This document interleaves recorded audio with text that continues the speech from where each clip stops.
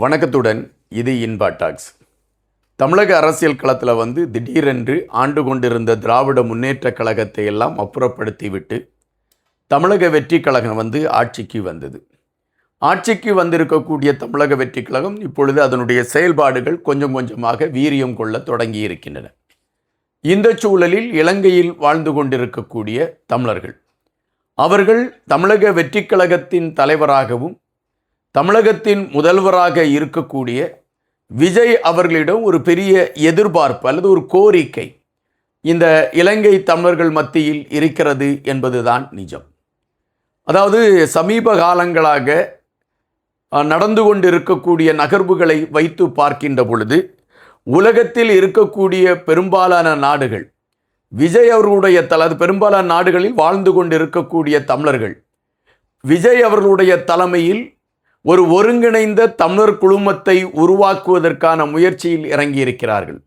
அதாவது உலகத்தில் இருக்கக்கூடிய தமிழர்களை காப்பாற்றக்கூடிய ஒரு தலைமையாக விஜய் அவர்கள் இருக்கிறார் என்பதை முன்னிலைப்படுத்தி அவருக்கு ஆதரவான நிலைப்பாட்டை உருவாக்கி அவரை முன்னிலைப்படுத்துவதற்கான ஒரு களம் எடுக்க வேண்டும் என்கின்ற அடிப்படையில் உலகத் தமிழர்கள் ஒன்றிணைந்து நிற்கக்கூடிய களங்களை பார்க்க முடிகின்றது.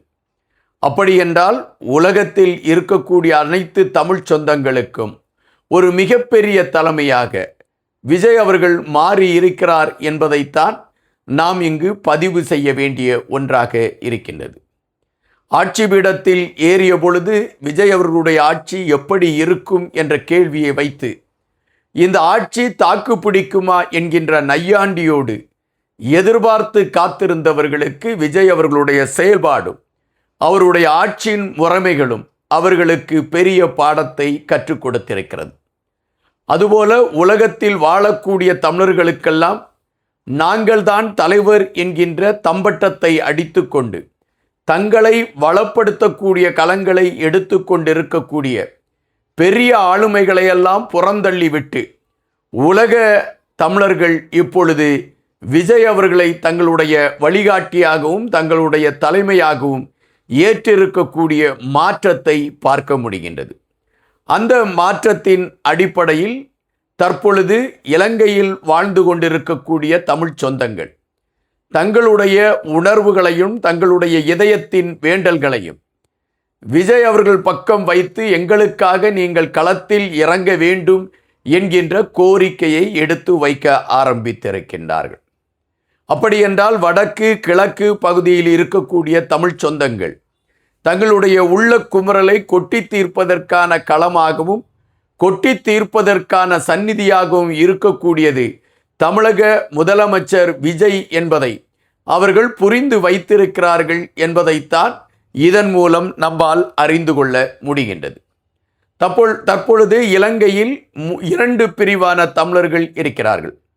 ஒன்று இலங்கையில் பிறந்து இலங்கையிலே வாழ்ந்து கொண்டிருக்கக்கூடிய தமிழர்கள், இன்னொன்று 200 ஆண்டுகளுக்கு முன்பாக இலங்கையில் தேயிலை தோட்டங்களுக்கு வேலைக்காக வெள்ளையர் காலத்தில் கொண்டு செல்லப்பட்ட தமிழ் இனம், அதாவது தமிழகத்தை பூர்வீகமாக கொண்டவர்கள் அங்கு வாழ்ந்து கொண்டிருக்கின்றார்கள்.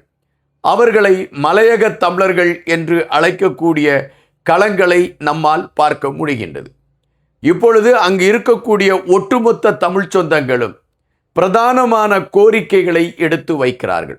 இந்த பிரதானமான கோரிக்கைகள் விஜய் அவர்களால் தான் இந்த பிரதானமான கோரிக்கைகளில் வெற்றி பெற்று தமிழர்களை காப்பதற்கான ஒரு நிலைப்பாடு எடுக்கப்படும் என்பதுதான் அவர்களுடைய எண்ணமாக இருக்கிறது. அவர்கள் பதிவிடக்கூடிய பதிவுகளிலும் அதைத்தான் முன்னிலைப்படுத்தி இருக்கிறார்கள். தற்பொழுது இலங்கையில் பிறந்து இலங்கையில் வாழ்ந்து கொண்டிருக்கக்கூடிய தமிழர்களை பொறுத்தமட்டில் 1987 ஆண்டு ராஜீவ்காந்தி அவர்களும் ஜெயவர்தனா அவர்கள் இருவர் சார்பில் போடப்பட்ட ஒப்பந்தத்தின் அடிப்படையில், அதாவது 13வது ஒப்பந்தத்தின் அடிப்படையில் தமிழர்களுக்கான தீர்வு உறுதிப்படுத்தப்பட வேண்டும் என்கின்ற கோரிக்கைகள் தமிழ் மக்கள் மத்தியிலே எழும்பியிருக்கின்றன. அவர்கள் இந்த கோரிக்கையை தலைவர் விஜய் அவர்களுக்கு கொண்டு செல்ல வேண்டும் என்கின்ற நிலைப்பாட்டில் அதற்கான முயற்சிகளை எடுத்துக்கொண்டு இருக்கின்றார்கள். அவர்களால் சொல்லப்படுகின்ற செய்தி என்னவென்றால், 13வது சட்ட திருத்தத்தின் அடிப்படையில் தமிழர்களுக்கான தீர்வை கொண்டு வருவதற்கு தலைவர் விஜய் அவர்கள் முயற்சி செய்ய வேண்டும். இதற்கு முன்பு பலர் ஆட்சிபீடத்தில் இருந்திருக்கிறார்கள். அவர்கள் யாருமே ஒரு தெளிவான சிந்தனையோடு பயணித்தது இல்லை. ஆனால் முதலாக விஜய் அவர்களிடம் அந்த தெளிவான சிந்தனை இருக்கிறது என்கின்ற அடிப்படையில் தமிழர்களுடைய பிரச்சனைக்கு தீர்வு 13வது சட்ட திருத்தம்தான் என்பதை உறுதிப்படுத்த வேண்டிய ஒரு கட்டாயம் இருக்கிறது. அதை விஜய் அவர்களால் தான் நிறைவேற்றி தர முடியும். அவரால் தான் அழுத்தம் கொடுத்து அதற்கான ஒரு விடிவை பெற்றுத்தர முடியும் என்பது பரவலாக எழும்பியிருக்கக்கூடிய ஒரு கோரிக்கையாக இருக்கின்றன. இது ஒருபுறம் இருக்கக்கூடிய சூழலில் மலையக தமிழர்களிடம் சில கோரிக்கைகள் எடுத்து வைக்கப்படுகிறது. மலையக தமிழர்களை பொறுத்த மட்டில் அவர்கள் தற்பொழுதுள்ள, அதாவது இந்தியாவை பொறுத்த மட்டில் விஞ்ஞான ரீதியான வளர்ச்சியில் இந்தியா உயர்வான நிலையை நோக்கி சென்று கொண்டிருக்கின்றது. குறிப்பாக மென்பொருள் அல்லது ஹார்ட்வேர் இந்த இரண்டு நிறுவனங்களிலும் சிறப்பாக செயல்படக்கூடிய ஒரு நிலைமையில் இருக்கக்கூடியது தமிழர்கள்தான். எனவே அப்படிப்பட்ட வளர்ச்சியை அடைந்திருக்கக்கூடிய தமிழர் மக்கள் தமிழ்நாட்டில் இருக்கக்கூடிய நிலைமை, அதுபோன்ற நிலைமை தமிழர் தாயகத்திலும் உருவாக வேண்டும்.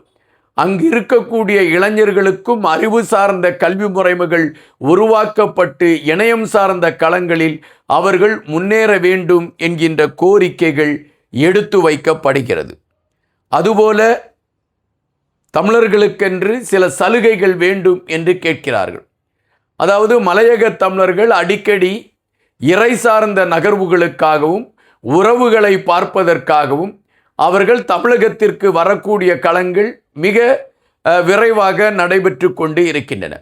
எனவே தமிழகத்திற்கு செல்லக்கூடிய அந்த காட்சிகள் தொடர்ந்து கொண்டு இருக்கக்கூடிய காரணத்தினால் இயங்கிக் கொண்டு இருக்கக்கூடிய கப்பல்களில் விதிக்கப்பட்டு இருக்கக்கூடிய கட்டணங்களில் சலுகைகளை அறிவித்து நாங்கள் மிக இலகுவாக எங்களுடைய கோயில் திருவிழாவுக்கு செல்வதற்கும் எங்களுடைய சொந்தங்களை பார்ப்பதற்கு செல்வதற்கும் நீங்கள் களம் அமைக்க வேண்டும் என்கின்ற ஒரு விடயம் எடுத்து வைக்கப்பட்டிருக்கிறது.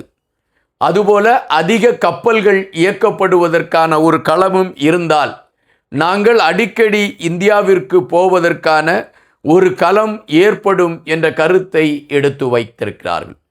அதாவது இலங்கையில் பிறந்து இலங்கையில் வாழ்ந்து கொண்டிருக்கக்கூடிய தமிழர்களை பொறுத்தமட்டில் 13வது சட்ட திருத்தத்தின் அடிப்படையில் ஒரு தீர்வு வேண்டும் என்பதில் அவர்கள் உறுதியாக இருக்கின்றார்கள். ஆனால் மலையக தமிழர்களை பொறுத்தமட்டில் தங்களுடைய சொந்த மண்ணுக்கு சென்று வருவதற்கு பயண சலுகைகள் தேவை என்பதும், தங்களுடைய இளைஞர்களுக்கு இணையம் சார்ந்த கல்விகள் அல்லது ஏஐ மென்பொருள் மூலம் கற்கக்கூடிய விடயங்களை கற்றுக் கொடுப்பதற்கான களங்கள் எடுத்து வைக்க வேண்டும் என்கின்ற கோரிக்கைகளை மையப்படுத்தி தலைவர் விஜய் அவர்களுக்கு அல்லது தமிழகத்தின் முதலமைச்சர் அவர்களுக்கு அந்த கோரிக்கையை கொண்டு சென்றிருக்கிறார்கள் என்பதுதான் நிஜம். காத்திருப்போம். இன்னும் பல செய்திகளோடு உங்களை சந்திக்கின்றேன். நன்றியுடன் இன்பா.